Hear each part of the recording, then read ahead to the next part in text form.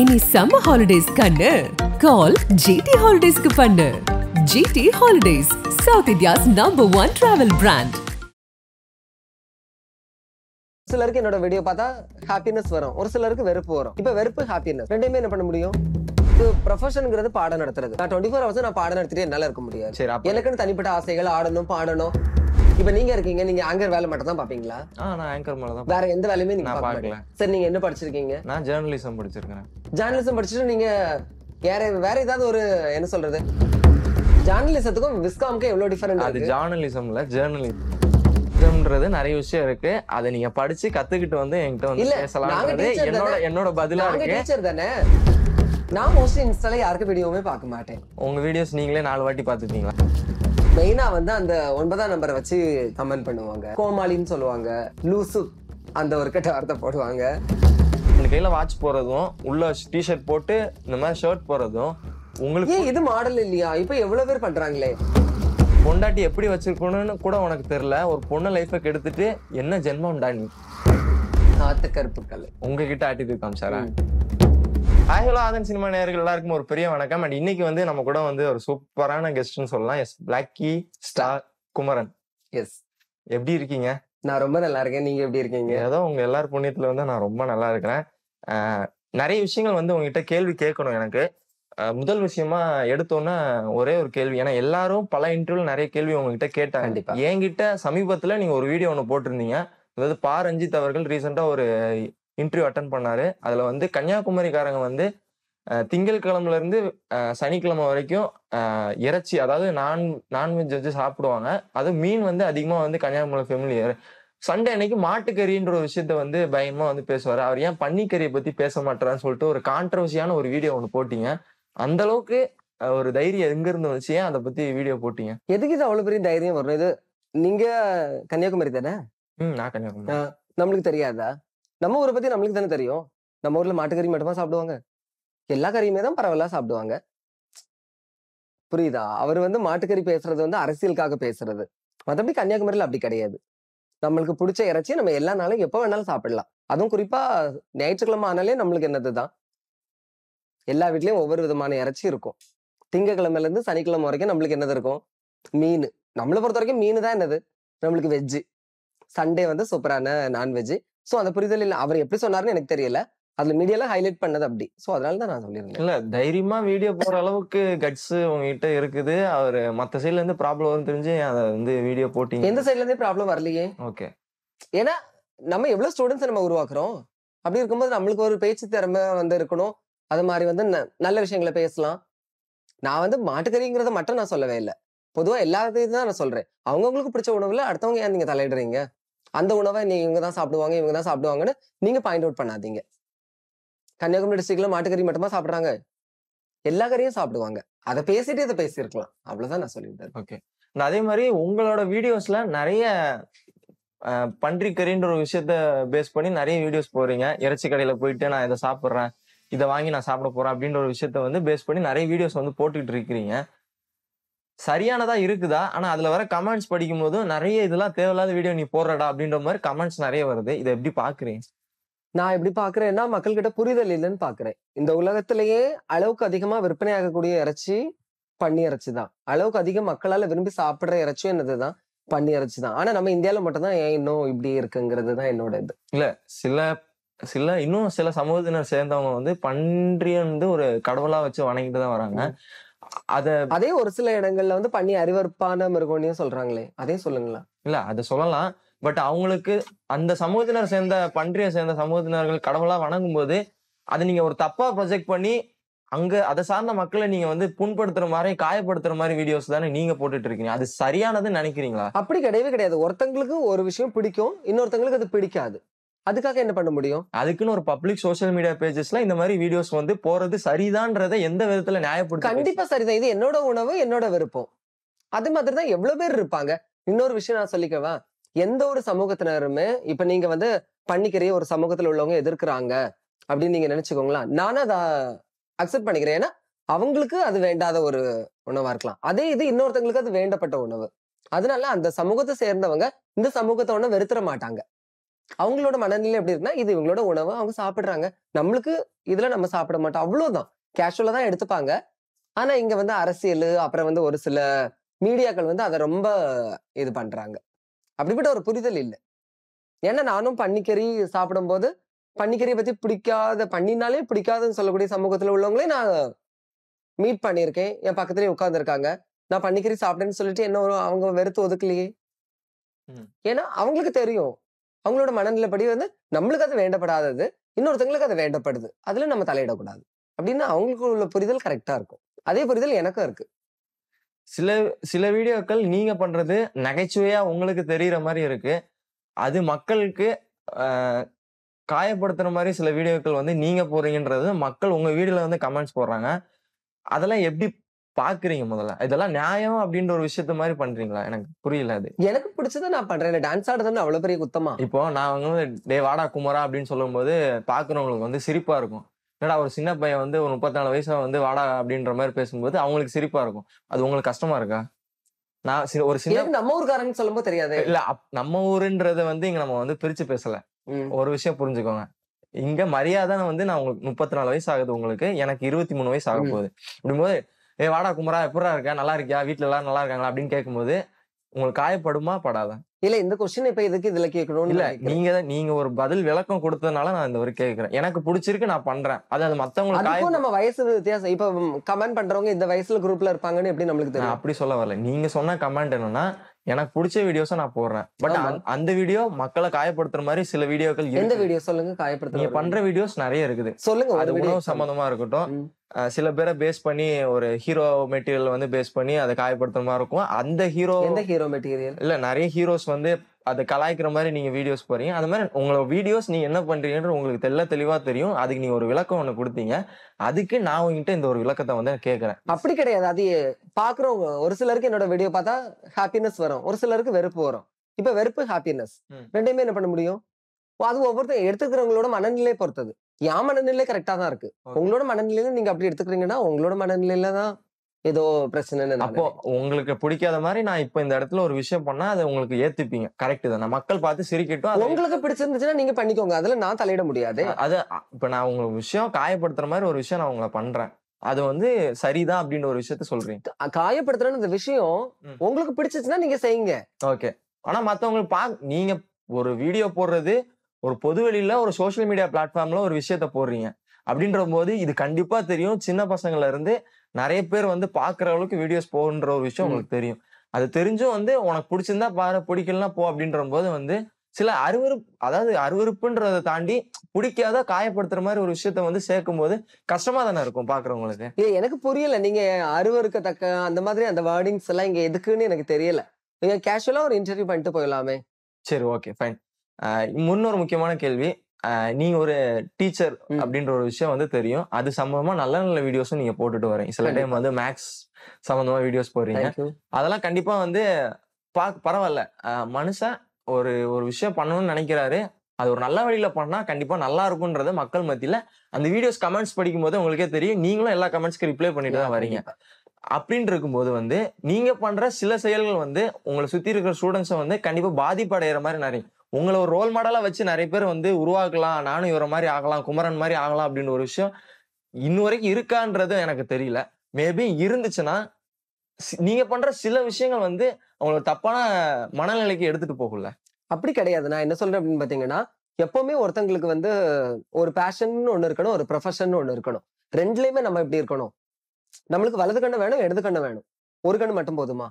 முடியாது. அது மாரி இப்ப உள்ள காலகட்டத்துல ஸ்டூடண்ட்ஸோட ஐக்யூ லெவல் எல்லாம் ரொம்ப அட்வான்ஸ்டு. உங்களுக்கு அத பத்தி ஐ திங்க் தெரிஞ்சிருக்காது. ஸ்டூடண்ட்ஸ பத்தி. ஏன்னா, நாங்க தான் ஸ்டூடண்ட்ஸ் கூடாலயே இருக்கோம். ஒரு ஸ்டூடண்ட்ஸ் வந்து நல்லா கிளாஸ்ல வந்து 30 ஸ்டூடண்ட்ஸ் இருக்கிறாங்கன்னா, அதுல ஒரு 10 ஸ்டூடண்ட்ஸ் தான் நல்லா படிப்பாங்க. இன்னொரு கொஞ்சம் ஸ்டூடண்ட்ஸ் வந்து படிக்க மாட்டாங்க. படிக்க மாட்டாங்க மீன்ஸ் அவங்களுக்கு அதுல இன்ட்ரெஸ்ட் இருக்காது.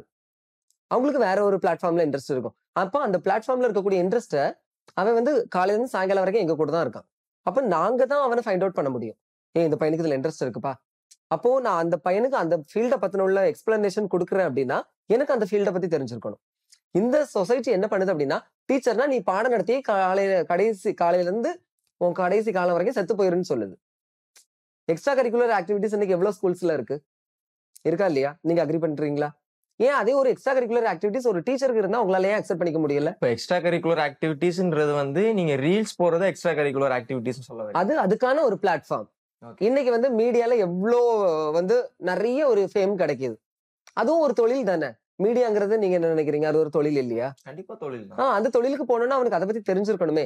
அவனுக்கு ஒரு சின்ன பிளாட்ஃபார்ம் தான் என்னது, அந்த ரீல்ஸ் அந்த மாதிரி உள்ளதெல்லாம். இன்னைக்கு ரீல்ஸ்லயே ஆடிஷன் வச்சு எவ்வளவு பேர் எடுக்கிறாங்க சினிமாக்கள்ல. போட்டோகிராஃபி பண்றாங்க. போட்டோ எடுத்த உடனே அவங்க போட்டோ போட்டு எல்லா கம்பெனிலயும் போய் ஒரு போட்டோகிராஃபி ஆகுறாங்களா? இல்ல. அது ஒரு சின்ன பிளாட்ஃபார்மா யூஸ் பண்றாங்க.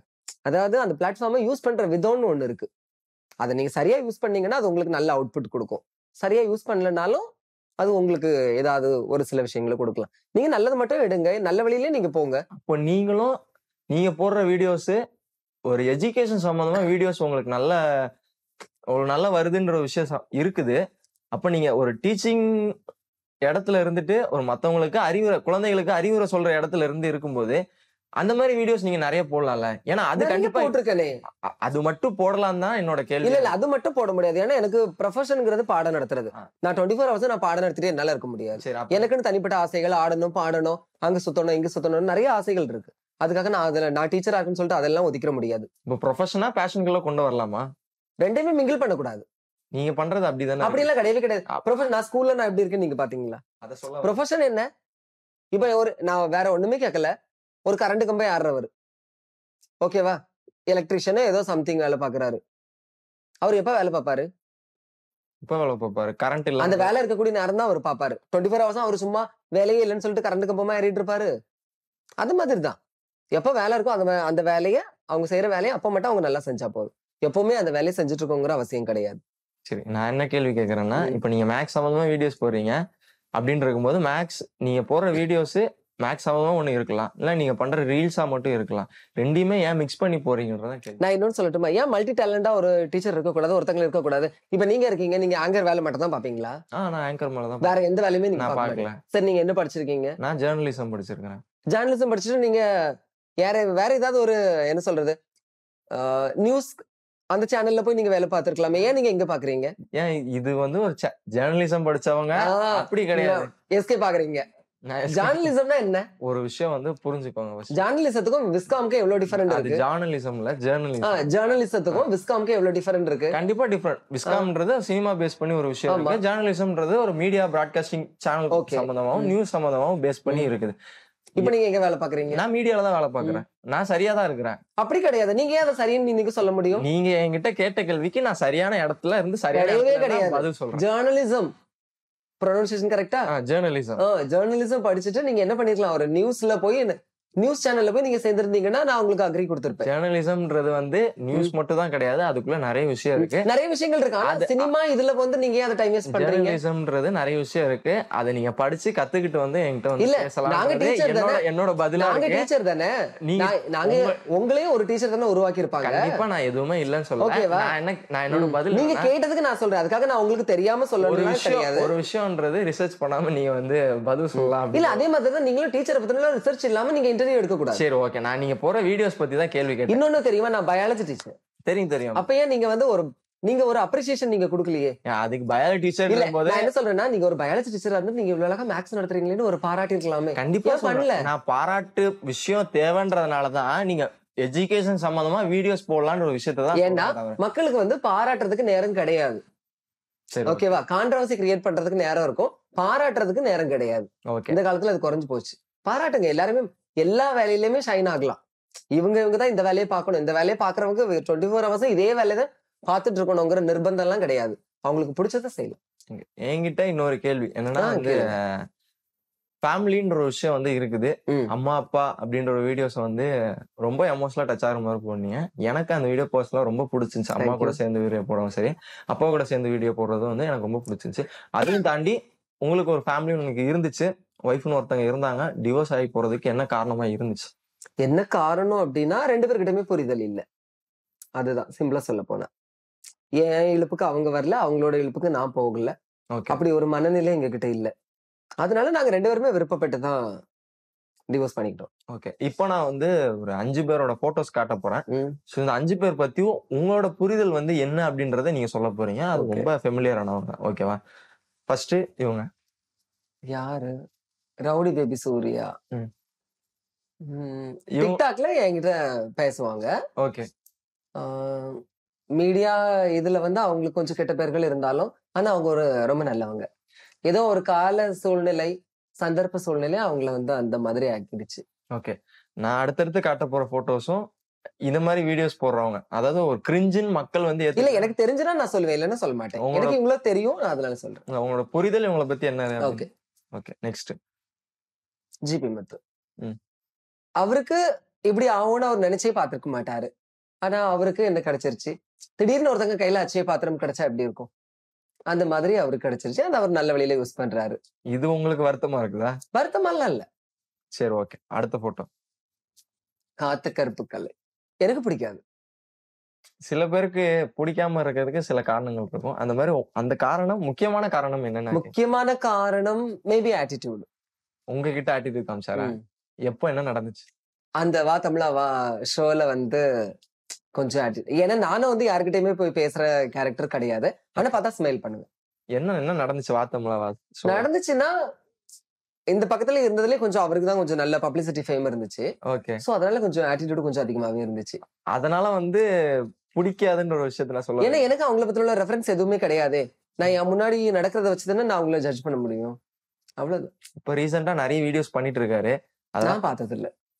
வீடியோஸ் எதுவுமே நான் பார்த்தது இல்ல. இன்ஸ்டாகிராம் யூஸ் பண்றீங்க, அவர் வீடியோஸ் எதுவும் பார்த்து? நான் மோஸ்ட்லி இன்ஸ்டால யாருக்கு வீடியோவுமே பார்க்க மாட்டேன். உங்க வீடியோஸ் நீங்களே 4 வாட்டி பார்த்துப்பீங்களா? என் வீடியோ நான் பார்க்க மாட்டேன். நான் இன்ஸ்டா எதுக்கு யூஸ் பண்றீங்க? இன்ஸ்டா எதுக்குன்னா போஸ்ட் போடுறதுக்கு. அப்ப போஸ்ட் போடும்போது நீங்க அடுத்தடுத்த ரீல்ஸ் எல்லாம் வரதானே செய்யும். இல்ல நம்ம சர்ச் பண்ணாதானே வரும். நம்ம போஸ்ட் போட்டுட்டு தான் நான் வெளியே வந்துருவேன். ஒரு வீடியோ நீங்க எதுவுமே பார்த்தது கிடையாது இன்னும்? நான் நேர்ல தான் பாத்துருக்கேன். நான் வீடியோ பார்த்தது இல்ல. அவர் வீடியோ எதுவுமே பார்த்தது. இதை நான் நம்பணுமா? நம்பிதான் ஆகணும். எல்லாருமே எல்லா வீடியோ பார்த்திருப்பாங்கன்னு சொல்ல முடியாதுல்ல. சரி, ஓகே. அவரோட வளர்ச்சி எப்படி பாக்குறீங்க? அவங்களுக்கு அது நல்லது இருந்துச்சுன்னா அவங்களுக்கு வளர்ச்சி தானே. இல்ல, இவ்வளவு 2 பேரை பத்தி பேசணும். நல்லாதான் பேசுனீங்க. காத்து கருப்பு கலைக்கும் உங்களுக்கும் உண்மையில ஆக்சுவலா என்னதான் நடந்துச்சு? ஒண்ணுமே நடக்கல. எனக்கு அவரை பிடிக்காது, அவ்வளவுதான். சரி, ஓகே. சாதனா.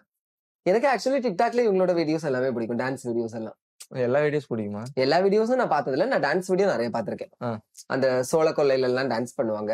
சோழ கொள்ளை டான்ஸ் ஆடுறது போய் பாத்தீங்களா? அவங்க டிக்டாக் இருக்கும்போது வந்திருந்தேன்.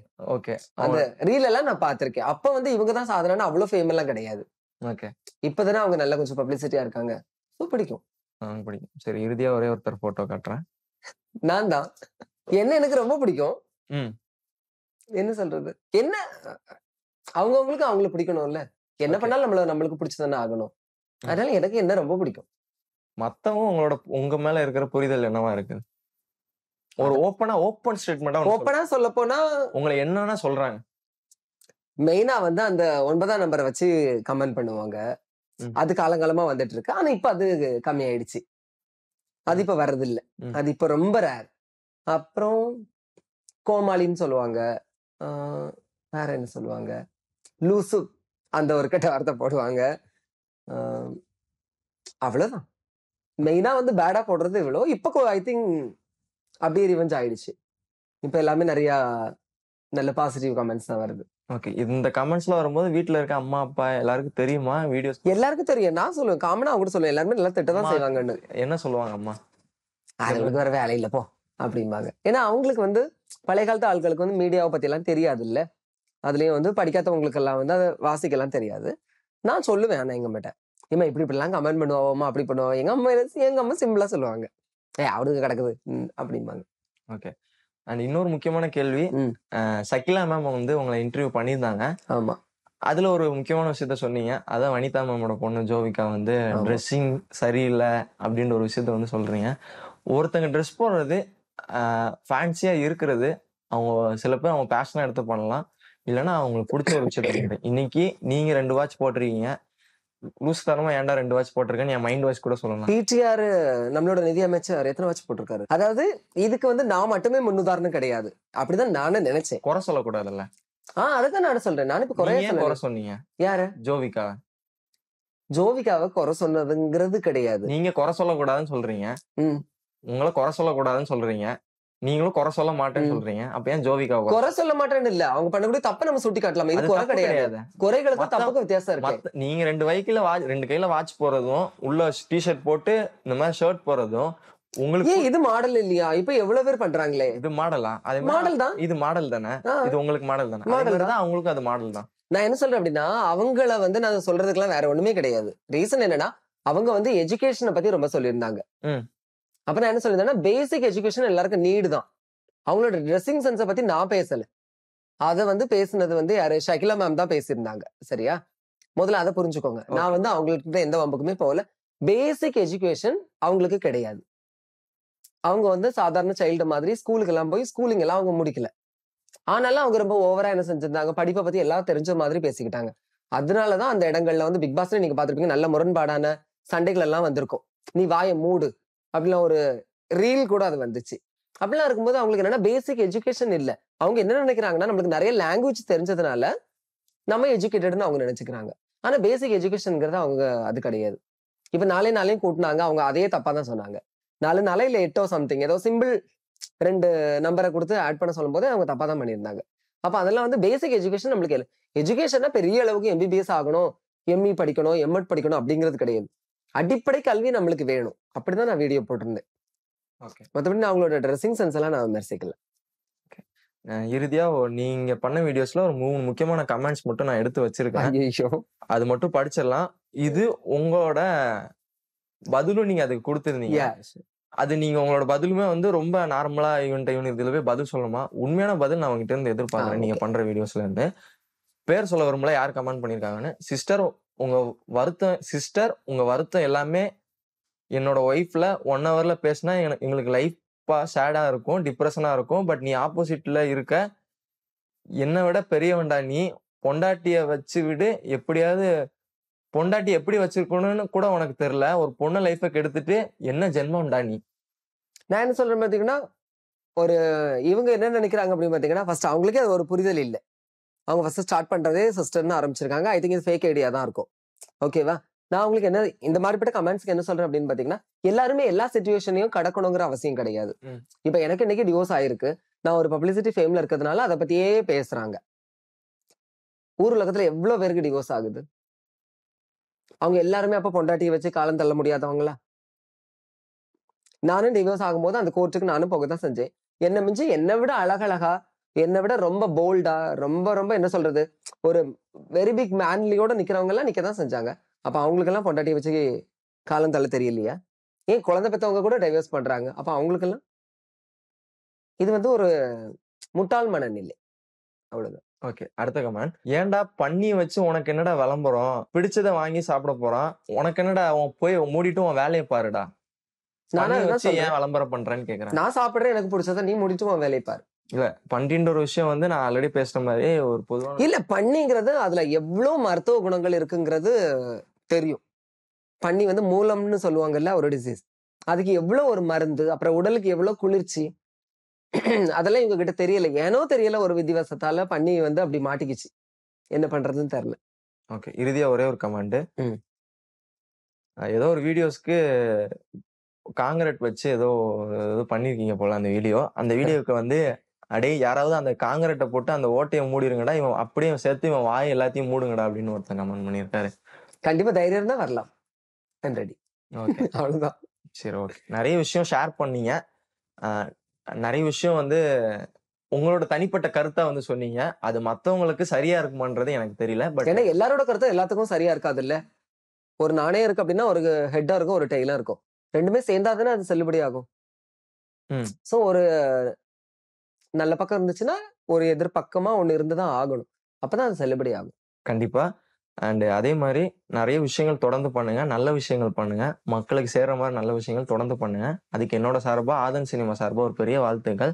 Thank you so much. நான் கேட்ட கேள்விக்கு எல்லாத்துக்கும் பொறுமையா இருந்து பதில் சொன்னதுக்கு. ரொம்ப நன்றி. நிறைய வீடியோஸ் பண்ணுங்க. உங்க வீடியோஸ் பார்க்கறதுக்கு, நல்ல நல்ல வீடியோஸ் பார்க்கறதுக்கு நான் ரொம்ப ஈகரா வெயிட் பண்றேன். Thank you. தேங்க்யூ.